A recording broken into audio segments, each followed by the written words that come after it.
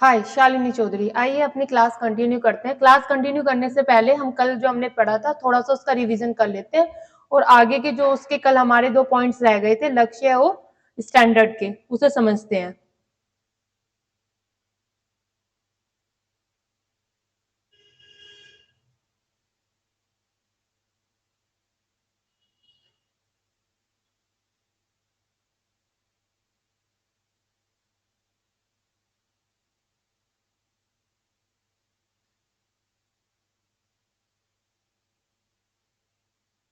कल की क्लास में हमने मूल्यांकन के प्रकार पढ़े थे, उनके सब डिटेल्स में पढ़ा था।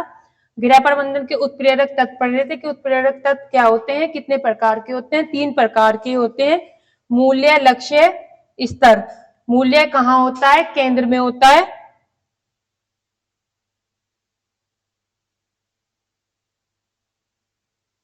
उत्प्रेरक तत्वों को कौन सी आकृति के थ्रू हम लोग दर्शाते हैं? प्रदर्शित कौन सा संबल करता है? त्रिभुजाकार करता है। मूल्य के कुछ टॉपिक पर इंपोर्टेंट विशेषताएं पढ़ी थी कि मूल्य हमारे लिए क्यों इंपोर्टेंट है। मूल्य की विशेषता पढ़ी थी और संबंध बताया था कि लक्ष्य और स्तर का संबंध भी क्या होता है? मूल्य से जुड़ा हुआ होता है। इसके बाद कल हमने मूल्यों का वर्गीकरण पढ़ा था, क्लासिफिकेशन ऑफ वैल्यूज। उनको हमने प्रभुता के आधार पर पढ़ा था। प्रभुता होता है किसी भी चीज का प्रभाव डालना, किसी भी चीज को अट्रैक्टिव बनाना। इसमें हमने पढ़ा था कि आंतरिक कौन से होते हैं, साधनात्मक कौन से होते हैं, इनको डिटेल्स में पढ़ा था। जो प्राकृतिक यानी कि जो नेचुरल होते हैं और अंदर से निकलते हैं वो हमारे आंतरिक होते हैं। जो गोल होते हैं हमारे वो साधनात्मक होते हैं, जिनमें हम टूल यूज करते हैं, जिनकी जिस लक्ष्य को हम किसी टूल्स के सहायता से प्राप्त करते हैं वो हमारे इंस्ट्रूमेंटल होते हैं। फिर हमने पढ़ा था मैके। मैके की ने 4 वैल्यूज, 4 ऑप्शन बताए थे वैल्यूज के। कौन कौन से? पोज। पोज में हमने पढ़ा था पी फॉर प्लानिंग, योजना, ओ फॉर ऑर्डर, क्रमबद्धता, एस फॉर स्किल, कौशल, और एफिशिएंसी, योग्यता या क्रमबद्धता भी। आज हम इससे आगे की क्लास कंटिन्यू करेंगे।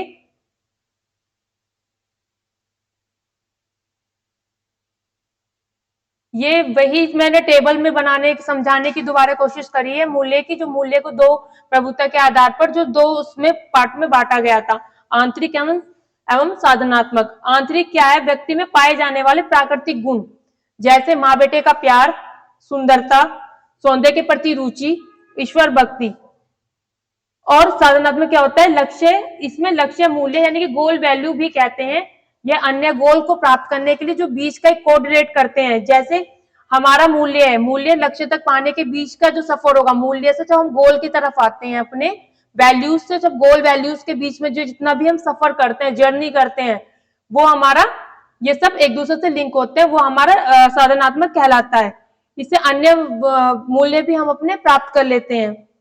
मैके के अनुसार हमने कल पढ़ ली थी, अभी हमने रिवीजन भी करा है। इसमें एक नोट है, आप सभी लोग नोट कर लीजिएगा कि आंतरिक, ये जो आंतरिक और साधनात्मक होता है, इसमें से क्वेश्चन आपसे पूछ सकता है वो कि आंतरिक वैल्यूज और साधनात्मक वैल्यूज में कौन सा अच्छा होता है, कौन सा बेनिफिटेबल होता है, या कंपेयर करके वो पूछ सकता है कि कौन से का कंपेयर हम किससे ज्यादा अच्छा करते हैं।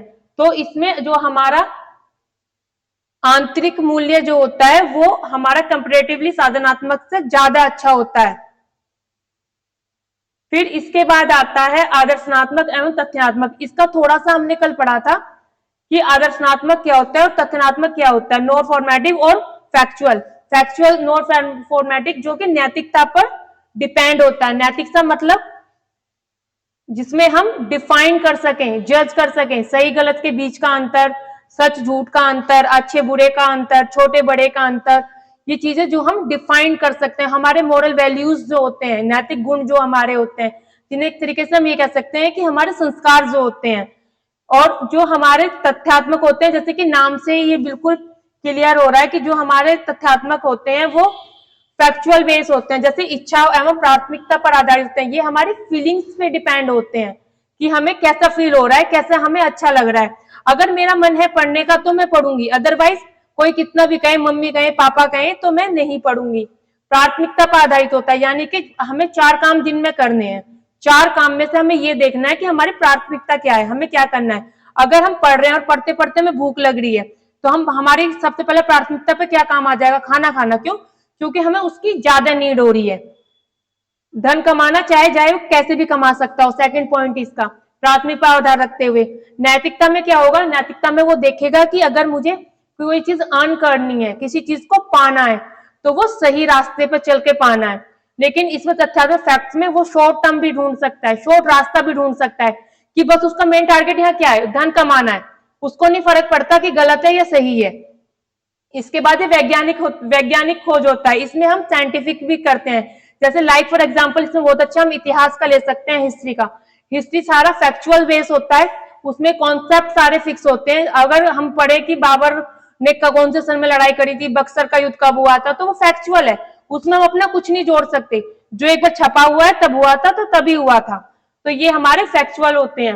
एक बहुत ही फेमस हमारे इसमें राइटर हुए हैं पारकर के अनुसार, पारकर ने मूल्य को दो भागों में बांटा है। यानी कि पारकर ने मूल्य को दो प्रकार बताए हैं। अभी जो हमने पढ़े थे मैके ने 4 बताए थे, लेकिन पारकर ने 2 बताए थे। इसमें से क्वेश्चन उठता है, 2021 में भी आया था, 2019 में भी आया था, और आप पीछे का अगर 10 ईयर उठाएंगे तो उसमें भी देखेंगे कि एक नया क्वेश्चन आपको मिलेगा।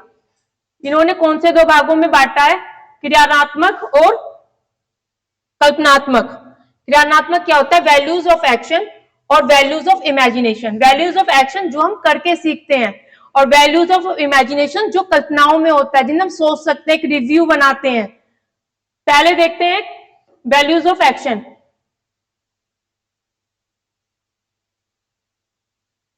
वैल्यूज ऑफ एक्शन में हम पढ़ते हैं ऐसे मूल्य जो वातावरण के साथ समायोजन करके सिखाते हैं। वातावरण यानी कि हमारा एनवायरमेंट, जो हमारे आसपास का एनवायरमेंट होता है, जैसे में हम रहते हैं, जो हमारा वातावरण होता है, जो वास्तविकता पर विश्वास करता है, जो कि फैक्चुअल पर, रियलिटी पर, ट्रूथनेस पर विश्वास करता है। लाइक फॉर एग्जांपल कि हमें कोई टारगेट प्राप्त करना है, सपोज देन कि हमें IAS की तैयारी करनी है, या हमें TGT PGT में एज ए टीचर बनना है, और हमारा जो फैमिली बैकग्राउंड है वो उस तरह का नहीं है, वहां कोई पढ़ा हुआ ही नहीं है, तो कहीं ना कहीं हमारे सामने क्या होंगी, मुसीबतें तो आएंगी। हमें जो है स्ट्रगल हमारा ज्यादा बढ़ जाएगा, स्ट्रगल ज्यादा करना पड़ेगा। लेकिन जो हमारे काम करने की जो लगन है, जो हमारी एक्शन है, जो क्रिया है, वो हमें अपने एटमॉस्फेयर के साथ जोड़ के चलना पड़ेगा। अगर हमारे घर का पढ़ाई वाला माहौल होगा, अच्छा पढ़ने वाला माहौल होगा, तो उसमें हम मेहनत तो हमें तब भी करनी है, लेकिन जो हमारा स्ट्रगल, संघर्ष वाला जो एक दौर होता है, वो थोड़ा कम हो जाता है। इसमें वास्तविकता विश्वास, ये बिल्कुल ट्रूथनेस पर काम करता है कि ये वास्तविकता है कि हमें जो है अपने भविष्य के लिए, अपने काम के लिए, अपने टारगेट के लिए दौड़ना ही है, भागना ही है। वैल्यूज ऑफ इमेजिनेशन क्या होती है, जो हम कल्पना करते हैं, काल्पनिक रूप से होते हैं, जिसका एक प्रीव्यू अपने माइंड में बना लेते हैं। जैसे सपोज देन आप सोए हुए हो और आप देख रहे हो कि आज तो मम्मी ने बहुत अच्छे अच्छे पकवान बनाए हैं, लेकिन पता लगा कि घर में दाल रोटी बनी है। लेकिन आप मन में बाहर से आ रहे हो या सोए हो, एक कल्पना आपने, एक इमेज आपने बना रखी है कि आज तो घर में क्या बने हैं, अच्छे अच्छे पकवान बने हैं। तो इसलिए संस्कृति पर आधारित होता है। इमेजिनेशन करके हम जो भी मतलब प्राप्त करते हैं, उससे हमें सेटिस्फेक्शन प्राप्त हो जाता है। सेटिस्फेक्शन कब प्राप्त होता है, हमें खेल कला की सृजनात्मक में संतोषता प्राप्त करना। यानी कि जब हम जैसे खेल रहे हैं, हम खेल क्या है, हमारी कल्पना है, हम खेल ही तो रहे हैं। आपने बचपन में देखा होगा, मोस्ट ऑफली सभी छोटे छोटे जो बच्चे होते हैं, अंडर 5 to 10 ईयर्स के जो बच्चे होते हैं, गर्ल्स होती हैं, तो वो क्या खेलते हैं, वो गुड्डे गुड़िया वाला खेल खेलती हैं।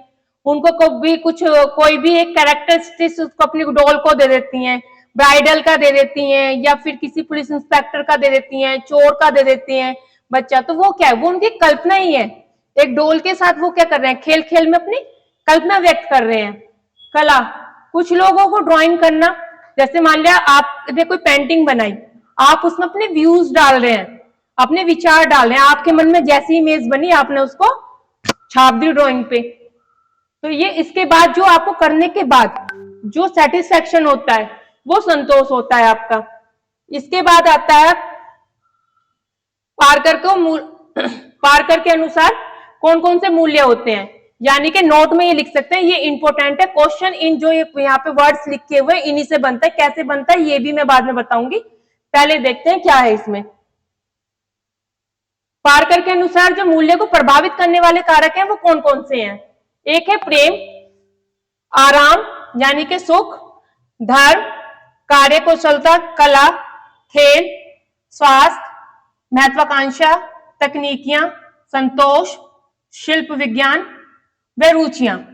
अब प्रेम, अभी बताया था माँ बेटे का प्रेम, मूल्य जो हमने पढ़े थे, आराम सुखदायी, वो मतलब अपना वो कंफर्ट जोन देखेगा, किसमें कंफर्ट है। ऐसा नहीं है कि वो स्ट्रगल करा जा रहा है, करे जा रहा है तो वो आराम भूल जाएगा। अब होम साइंस में तो इसका बहुत बड़ा रोल होता है, क्यों? क्योंकि गृहिणी को सिखाया ही ये जाता है कि कैसे वो कम समय में आराम के साथ, कम गैजेट के साथ या अपने गैजेट के साथ जल्दी काम कर सकती है। धर्म, ये हमारे धर्म से रिलेटेड होता है, इसमें हमारी संस्कृति भी झलकती है कि हमें सिखाया जाता है कि अगर हम किसी धर्म से बिलोंग करते हैं तो उसमें हम किस तरीके से अपने ट्रेडिशनल की संस्कृति को कैसे जिंदा रख सकते हैं। कार्यकुशलता, उसका काम करने की क्षमता, वो कितनी तेजी के साथ कार्य करता है। कला, अभी मैंने ऊपर बताया था। खेल भी समझाया था। स्वास्थ्य, यानी कि हमारा स्वास्थ्य, एक गृहिणी को इतना तो पता ही होना चाहिए, उसके मूल्यों में ये तो होना ही चाहिए कि हमें किस तरीके का बीमार व्यक्ति को किस तरीके का खाना देना है, या किस तरीके से हम अपने घर को साफ स्वच्छ रख के एक अच्छा एटमॉस्फेयर अपने आसपास क्रिएट करके स्वस्थ रह सकते हैं। महत्वाकांक्षा, उसे आगे बढ़ने की हमेशा एक क्या होना चाहिए, इंक्रेज, मतलब कह सकते हैं महत्वाकांक्षा को अगर शॉर्ट शब्द में समझाया जाए तो हमेशा उसे मोटिवेटिव होना चाहिए, कार्य करने के लिए तत्पर रहना चाहिए कि नहीं, हाँ हो जाएगा, कभी भी उसका मोरल डाउन नहीं होना चाहिए। तकनीकियां, किस तरीके से वो नए नए जो टूल्स आ रहे हैं, जैसे घर में ओवन है, वॉशिंग मशीन है, मिक्सर है, ये सब क्या है, नई नई टेक्निकियां ही है। फिर सब काम करने के बाद वो अपना मतलब प्रीव्यू देखे, एक रिजल्ट देखे कि उससे कितना सेटिस्फेक्शन हो रहा है, कितने % उसने अपने काम को अचीव कर लिया है तो वो क्या सही दिशा में जा रहा है। इसके बाद सिर्फ विज्ञान और रुचियां और अपना इंटरेस्ट, मेन फैक्टर होता है इंटरेस्ट। बिना इंटरेस्ट के तो हम कुछ कर ही नहीं सकते। क्यों?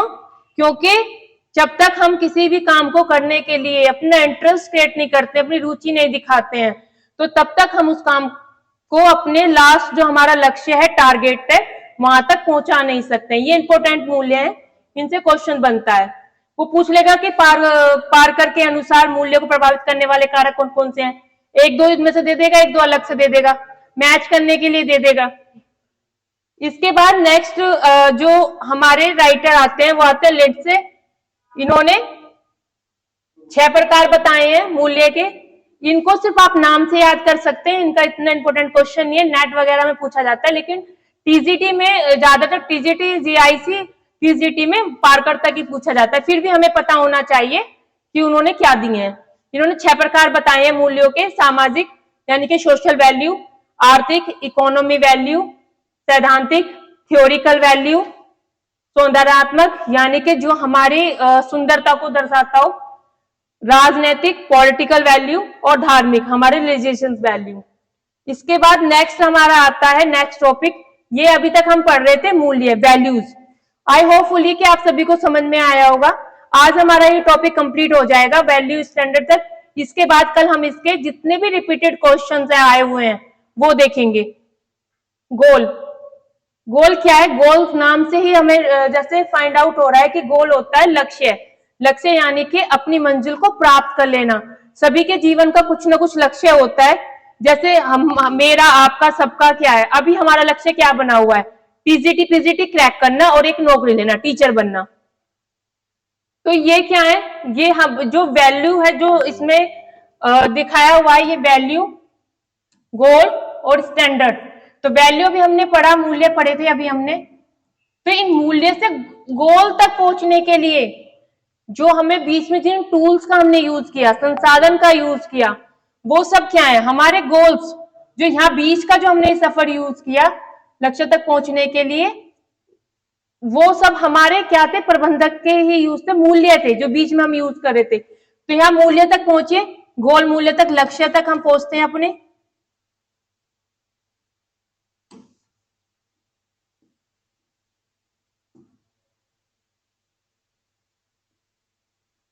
लक्ष्य तक पहुंचे, फिर लक्ष्य से हम स्टैंडर्ड अपने स्तर तक पहुंचेंगे। स्तर कैसे मेंटेनेंस करते हैं अपना, वो भी हम आगे पढ़ेंगे। तो वैल्यूज क्या है जो हैं, वो अब क्या है? गोल बन गए हैं हमारे। जो हमारे मूल्य वैल्यूज थे वो अब हमारे क्या बन गए? गोल बन गए हैं। क्यों? क्योंकि अब हमें अपने लक्ष्य तक जाना है। तो इसमें एक टेबल भी है कि गोल तक हम किस किस साधनों से पहुंच सकते हैं। एक चीज मैं आपको as a family where member या कैजुअली आपके आसपास के वातावरण से समझाना चाहूंगी कि जो हमारे गोल हैं, जो हमारे लक्ष्य हैं, वो किस कौन कौन से कारक उसको प्रभावित करते हैं, कौन कौन सी चीज इंपॉर्टेंट होती है हमारे गोल तक पहुंचने के लिए। गोल तक पहुंचने के लिए सबसे पहले हमें क्या चाहिए होता है? Family support. अगर हमारा फैमिली सपोर्ट नहीं होगा तो शायद हम पढ़ ही नहीं पाएंगे। दूसरा बुक्स। अब हमारा इसमें अगर लाइक फॉर एग्जांपल मैं बताऊं टीजीटी पीजीटी, तो हमारा गोल क्या है? टीजीटी पीजीटी, ये हमारा गोल है। अब हम इस गोल को जाने के लिए सबसे पहले हमें किस चीज की जरूरत पड़ेगी? हम फॉर्म भरेंगे ना। पहला स्टेप क्या लेंगे? वैकेंसी आते ही हम सबसे पहले गोल अपना अचीव करने के लिए फॉर्म फिल करेंगे। फॉर्म फिल करने के लिए हमें पैसों की भी जरूरत होगी, तो सबसे पहले हमें क्या चाहिएगा? Family support. फिर हम क्या लेंगे? Money, money support. मूवमेंट्स, वो क्षण आएगा, अपना टाइम भी देंगे ना। इसमें चीज ये भी होती है कि अपने गोल तक जाने के लिए, जैसे इसका एक बहुत अच्छा उदाहरण है आपका इलाहाबाद कोचिंग और दिल्ली में मुखर्जी नगर कोचिंग। वहां पे आईएएस पीसीएस की लाखों हजारों बच्चे कोचिंग करते हैं। वो क्या करते हैं? जो सिंसियरली कोचिंग करते हैं, वो कोई उनके घर में फेस्टिवल हो, कोई ओकेशन हो, बहन की शादी हो, भाई की शादी हो, वो इतने इंपॉर्टेंट मूवमेंट है, इंजॉयमेंट मूवमेंट्स भी मिस कर देते हैं। क्यों? क्योंकि उनका लक्ष्य क्या है, उनका टारगेट क्या है? अपने एग्जाम को क्रैक करना, आईएएस पीसीएस बनना। तो कहीं ना कहीं हम इसमें अपने मूवमेंट्स को भी खो देते हैं। इसमें मनी भी चाहिए होती है, बुक्स होंगी तो हम स्टडी करेंगे ना, बुक्स भी चाहिए होती है, फैमिली सपोर्ट चाहिए होता है, टाइम चाहिए होता है। आप सारे दिन भर आप काम कर रहे हैं, काम करके फिर आप थक के सो जा रहे हैं, आप पढ़ नहीं पा रहे हैं, टाइम नहीं दे पा रहे हैं अपने एग्जाम को, तो हाउ डू पॉसिबल कि आप क्रैक कर पाएंगे। इसके बाद जो होता है, इन और भी बहुत सारी चीजें होती हैं, लेकिन मैंने कुछ ऐसी हमारे जो दैनिक जीवन से जुड़ी हुई चीजें होती हैं वो आपको समझाने के लिए यहाँ लिखी है। एंड में क्या होता है? लास्ट में हम जो अपने टारगेट तक पहुंचते हैं उसको ही हम गोल कहते हैं। यानी कि अगर साधारण शब्दों में मैं ये कहूं कि सारी चीजों के अपने आसपास के सब रिसोर्स, ये सब क्या है? ये सब रिसोर्स हैं हमारे, books, movements, money, time, family support, ये सब एक रिसोर्स है। तो ये रिसोर्स क्या है? यानी कि संसाधन है। इनका यूज करके हम अपने क्या है? गोल वैल्यू, जो हमारे लक्ष्य की जो है प्राप्ति करते हैं। तो ये जब हम सारे रिसोर्स अपने यूज कर लेते हैं तो बाद में हम फाइनली अपने टारगेट तक पहुंच जाते हैं। आई होपफुली कि आपको लक्ष्य जो गोल है सॉरी वो क्लियर हुआ होगा। इसके बाद इसकी कुछ परिभाषा दी है निखिलन डॉक्सी। ये हमारे 2019 का जो एग्जाम है और 2021 का जो एग्जाम है उसमें सीधी इसमें कोटेशन दी हुई थी कि गोल मूल्य वह आंतरिक बिंदु है जिसकी प्राप्ति हेतु परिवार व्यक्ति का कार्य करने की इच्छा रखता है।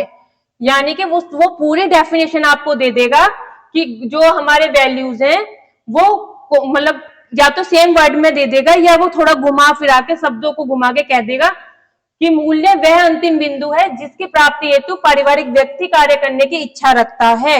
ये परिभाषा किस विद्वान के द्वारा दी गई है? तो आपको पता होनी चाहिए निखिलन डॉक्सी। इसमें आप 2-3 वर्ड यूज कर सकते हैं। अंतिम बिंदु यानी कि लास्ट, बिल्कुल लास्ट क्या है हमारा? तो हमने पूरी प्री आउट कर ली और हम उस पर वर्क कर रहे हैं। अंतिम बिंदु क्या है? यानी कि टारगेट। अंतिम बिंदु पर हमारा टारगेट ही तो होगा, गोल ही तो होगा जो हमने बनाया, अपने जीवन का लक्ष्य बनाया है। तो अंतिम बिंदु तक पहुंचने के लिए जो हमारी जिज्ञासा हुई, क्यूरियोसिटी हुई, जिसके लिए हम बहुत ज्यादा क्या हुए, एक्साइटेड हुए कि अब जैसे सुन रहे आए होपफुली कि फेब मार्च में एग्जाम हो जाएगा, और तो क्या होगा? हमारी क्यूरियोसिटी बढ़ेगी, हमारी इंटरेस्ट ज्यादा क्रिएट होगा। जब हमारा इंटरेस्ट ज्यादा क्रिएट होगा तो हम अपनी जो पढ़ाई है उसमें क्या कर देंगे? और ज्यादा मेहनत करनी स्टार्ट कर देंगे, 4 चांद लगा देंगे कह सकते हैं। तो वह अंतिम बिंदु है जिसकी प्राप्ति हेतु परिवार या व्यक्ति कार्य करने की इच्छा रखता है। ये निखिलन डॉक्सी के अनुसार परिभाषा है। इसके बाद आता है गोल के यानी कि लक्ष्य की विशेषताएं कि गोल किस तरह के होते हैं या किस चीज पर काम करता है। गोल सतत चलने वाली प्रक्रिया है, यानी कि निरंतर चलती है, कभी भी रुकती नहीं है। सतत चलने वाली क्या होते हैं? स्टेप बाय स्टेप चली जा रही है, कभी एंड नहीं होता है। ये श्रृंखलाबद्ध है, यानी कि ये कंटिन्यू चलती है सीरीज से, समय पर आधारित होती है। मैंने आपको बताया था कि टाइम का बहुत इंपॉर्टेंट रोल होता है और टाइम हम आगे भी पढ़ेंगे, डिसीजन मेकिंग में भी पढ़ेंगे, टाइम मैनेजमेंट में भी पढ़ेंगे, आगे भी पढ़ेंगे कि टाइम का क्या रोल होता है। ये परिवर्तनशील होते हैं। परिवर्तनशील जैसे कि मैंने कल भी बताया था, जो हमारे according to situation, according to need, हमारी जरूरतों के हिसाब से हम उनको चेंज कर लेते हैं। ये मूल्यों पर आधारित तो होते हैं। मूल्य जैसे कि अभी हमने पढ़े थे, कौन कौन से मूल्य हमने पढ़े थे, जो हमारी जरूरत से रिलेटेड होते हैं, जैसे बुक्स हैं, कुछ भी है, मतलब हम मेहनत कर रहे हैं। अब हमारा जो टारगेट हमने एक रखा है फिक्स, उस तक पहुंचने के लिए जिन संसाधनों का, जिन मूल्यों का हम यूज करेंगे, उन पर आधारित होते हैं। व्यक्तित्व के निर्माण में सहायक होते हैं, यानी कि एक पर्सनालिटी डेवलप करते हैं, या पर्सनालिटी बनने में सहायक होते हैं, व्यक्तित्व को बनाने में सहायक होते हैं। व्यक्तिगत एवं सामूहिक होते हैं। व्यक्तिगत एवं सामूहिक क्या होते हैं, यानी कि पर्सनली और ग्रुपिंग। पर्सनली व्यक्तिगत, पर्सनली जैसे कि मेरा पर्सनली क्या है, मेरा पर्सनली मैं मानती हूँ भाई मुझे तो टीचर ही बनना है, तो ये मेरा पर्सनल डिसीजन है, ये किसी समूह का नहीं है, किसी ग्रुप का नहीं है कि मुझे वो मुझे मतलब ब्लेम दे रहे हैं, या मुझे मुझे प्रेशराइज कर रहे हैं कि नहीं तुम ये नहीं करो, तुम वो करो, ये करो। तो आदमी का जो इंडिपेंडेंट एकदम मतलब टारगेट होता है वो व्यक्तिगत होता है। सामूहिक जो वो ग्रुप में बैठ के करता है। प्राकृतिक, इसकी प्राकृतिक कैसी होती है, गतिशील होती है। गतिशील यानी कि क्रियामंथन, हमेशा कार्य करते रहने की इसकी जो है प्रवृत्ति होती है। ये व्यवहारवादी एवं अथर्थवादी होता है, यानी कि इसमें जो होता है हमारे बिहेवियर और फैक्चुअल, मतलब रियलिटी पर ही विश्वास करता है। इसमें इफ नॉट बट की कोई गुंजाइश नहीं रहती है कि यदि मैं ऐसा कर लेता तो वैसा हो जाता, यदि मैं ये ना करता तो वो ना होता। तो इसमें यदि, no, if, but, why, what, इनकी कोई भी गुंजाइश नहीं रहती है। गोल का संबंध होप से भी होता है। होप मतलब आशा, एक उम्मीद। जब हम एक टारगेट बनाते हैं, एक हमने लक्ष्य बनाया, ठीक है, इस लक्ष्य की प्राप्ति के लिए जो हमने क्या किया, एफर्ट्स डाले, जब ये हमें प्राप्त हो जाता है तो इसके बाद इसे प्राप्त करने के जो बीच में एक उम्मीद रहती है, जो यहां हम संसाधन का यूज कर रहे हैं, तो ये जो हम संसाधन का यहाँ यूज कर रहे हैं इसे प्राप्त करने के लिए, इसके बाद जो हमें संतुष्टि प्राप्त होगी ना, इसके बाद ही तो हमें संतोष मिलेगा, सेटिस्फेक्शन मिलेगा। तो इसके बीच का जो एक उम्मीद जुड़ी हुई होती है, जैसे लाइक फॉर एग्जांपल मैं आपको पढ़ा रही हूँ, आप पढ़ रहे हैं, मैं आपको प्रैक्टिस करवा रही हूँ, आप प्रैक्टिस कर रहे हैं, तो अपने टीजीटी एग्जाम को पाने के लिए हम लोग एफर्ट्स डाल रहे हैं ना, लेकिन कहीं ना कहीं हमें उम्मीद भी है कि मैं अगर ये वाला टॉपिक पढ़ लूंगा, ये वाली क्लास कर लूंगा, तो शायद मेरा जो है सिलेक्शन हो जाए। तो उसी को क्या बीच में, इन दोनों के बीच में जो होता है, ये इनका जो कनेक्शन होता है वो होप से भी होता है, आशा से भी होता है। लास्ट है इसमें, नेक्स्ट है समाज से प्रभावित होता है, यानी कि ये हमारे एटमॉस्फेयर से प्रभावित होता है।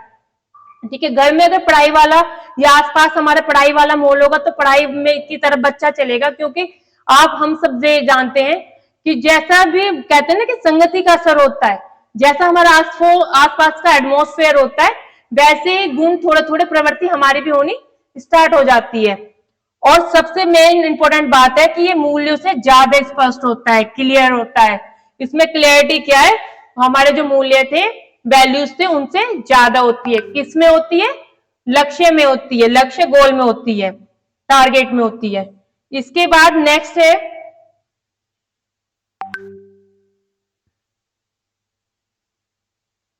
गोल ही चल रहा है अभी, गोल के प्रकार, यानी कि गोल कितने प्रकार के होते हैं, हमारे जो लक्ष्य होते हैं वो कितने प्रकार के होते हैं।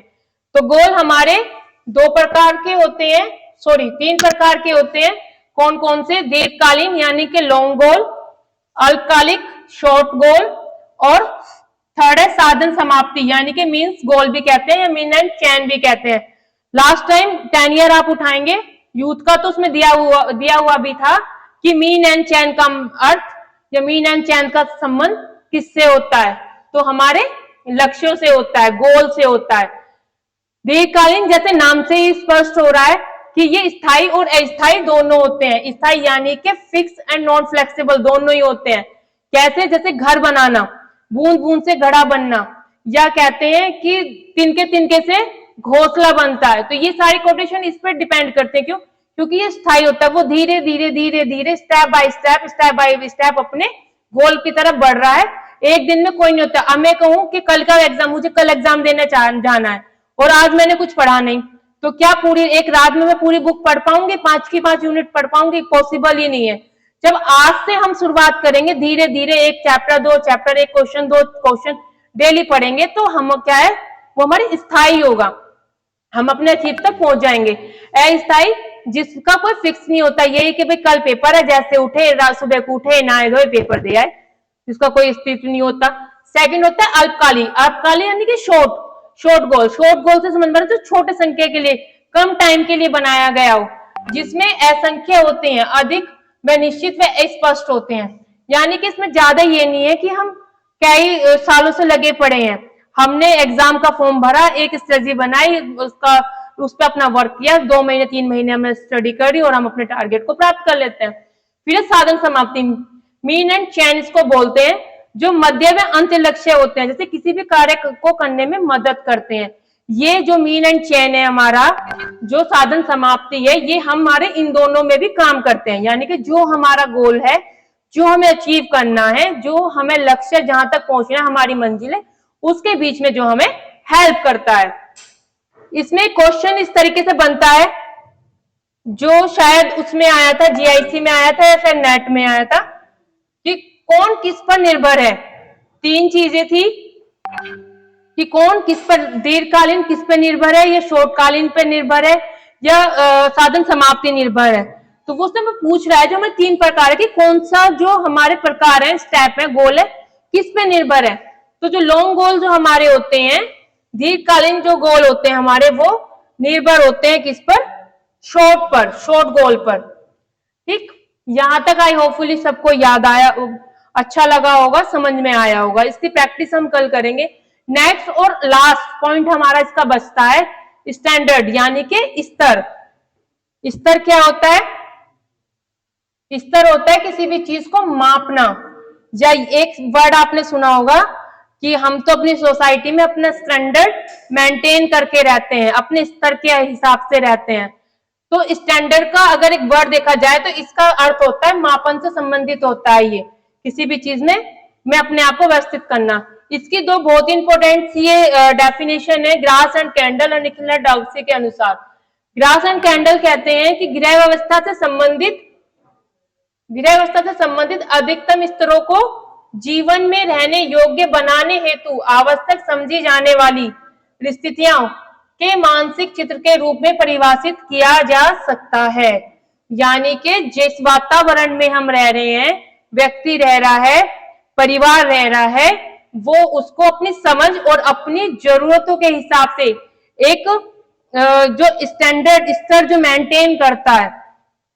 निकोलस डाउसी ने इसके स्तर को 3 प्रकार से बताया है। किसको? स्तर के 3 प्रकार बताए हैं, यानी कि 3 टाइप्स ऑफ स्टैंडर्ड्स गोल। पहले इसकी डेफिनेशन देखते हैं, फिर देखते हैं कौन से 3 स्टैंडर्ड है। स्तर मूल्य के मापक होते हैं। ऊपर मैंने बताया था स्तर का मीनिंग ही क्या होता है, मापक, कि उसको मतलब माप लेना, उसको एक मेजरमेंट कर लेना, जिसकी उत्पत्ति हमारे मूल्यों से होती है। यह हमारी किस वस्तु में रुचि की मात्रा व उनके प्रकार को निर्धारित करती है। जैसे कौन कौन से 3 प्रकार हैं वो उनके, ये बाद में पढ़ेंगे, पहले ये डेफिनेशन है, इसमें कुछ समझाने वाली चीज है नहीं, ये आपको याद करनी है। इसके 3 प्रकार कौन से हैं? निकोलस डाउसी के अनुसार स्टैंडर्डाइज के संतुष्टि, सेटिस्फैक्शन, स्थिरता एवं परिवर्तनशीलता एवं गुणों के आधार पर। यानी कि सेटिस्फैक्शन के आधार पर, फ्लेक्सिबिलिटी के आधार पर, और चेंजेबल भी ये होता है, जैसे कि जो हमारी नीड होगी उसी की आवश्यकता के अनुसार हम इसको चेंज कर सकते हैं, और गुणों के आधार पर, क्वालिटी के आधार पर। जो ऊपर ग्रास एंड कैंडल है, उन्होंने स्तर को 2 भागों में बांटा है। कौन से ये ज्यादातर ये पूछे जाते हैं आपसे कि ग्रास एंड कैंडल के अनुसार स्तर को कितने भागों में बांटा गया है? 2 भागों में बांटा गया है। या वो आपको पूछ लेगा कि परंपरागत स्तर किसने दिया था, तो ग्रास एंड कैंडल ने दिया था। और दूसरा है परिवर्तनशील स्तर या नमनीय स्तर भी इसको कहते हैं। परंपरागत क्या होते हैं? जो पीढ़ी दर पीढ़ी चलते हैं, जैसे हमारी संस्कृति, जैसे हमारे संस्कार, घर का एटमॉस्फेयर। आपने देखा होगा जो लोग गांव से बिलोंग करते हैं, शहर से भी करते हैं, कि अपने अपने फेस्टिवल अपने किसके संस्कृति के हिसाब से बनाते हैं कि हमारे यहाँ तो आज इस वाले जो भगवान पे खीर का ही भोग लगना है इस फेस्टिवल पे, तो हम हलवा बना ही नहीं सकते, हम चेंज कर ही नहीं सकते। क्यों? क्योंकि हमारे तो भाई बाबा दादी पिछले पीढ़ी से चला आ रहा है, पीढ़ी दर पीढ़ी कि खीर ही बनती है। तो वो क्या हुआ, हमारा पीढ़ी दर पीढ़ी चलने वाली प्रक्रिया है परंपरागत। ट्रेडिशनल इसको बोलते हैं। परिवर्तनशील क्या होती है, जिसे हम अपने आराम अपने कंफर्ट जोन के अकॉर्डिंग चेंज कर सकते हैं कि खीर नहीं बनानी, हलवा बना लेते हैं, पाव भाजी बना लेते हैं, डोसा बना लेते हैं, XYZ जो तुम्हें खाना हो अपनी आराम सुविधा और आराम के अनुसार से बना सकते हैं। इसमें कुछ पॉइंट्स हैं दोनों में, जो सिर्फ आप पढ़ लीजिएगा एक बार।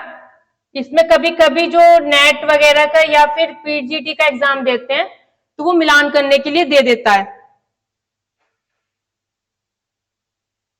ये परंपरागत और परिवर्तनशील में कुछ अंतर दिए गए हैं। इसमें समाज द्वारा स्वीकृत को मान्यता दी जाती है, वही जो हमारी संस्कृति है जिससे हमारा समाज अलाउ करता है। जैसे कि मैंने भी समझाया था कि हमारे यहाँ तो खीर का भोग लगेगा तो वो खीर का ही लगेगा, वो हलवा बना ही नहीं सकते। क्यों? क्योंकि पीढ़ी दर पीढ़ी चला आ रहा है। परिवर्तनशील में क्या होगा, इसमें व्यक्ति सुख आनंद मित्रता व साधन के अनुसार संतुलन को महत्व दिया जाता है। अभी आपको बताते कि अपने कंफर्ट जोन के अनुसार कि किसमें टाइम कम लग रहा है, किसमें हम इजीली बना सकते हैं, उसमें करेगा। सेकंड पॉइंट है परंपरागत का, इसमें समय धन प्रयत्नों के मूल्यों के रूप में कम मान्यता प्राप्त होती है और इसमें ज्यादा मान्यता दी जाती है। यह स्तर समय व स्थान के अनुसार चलता है, यह समय स्थान व परिस्थितियों आदि के अनुसार चलता है।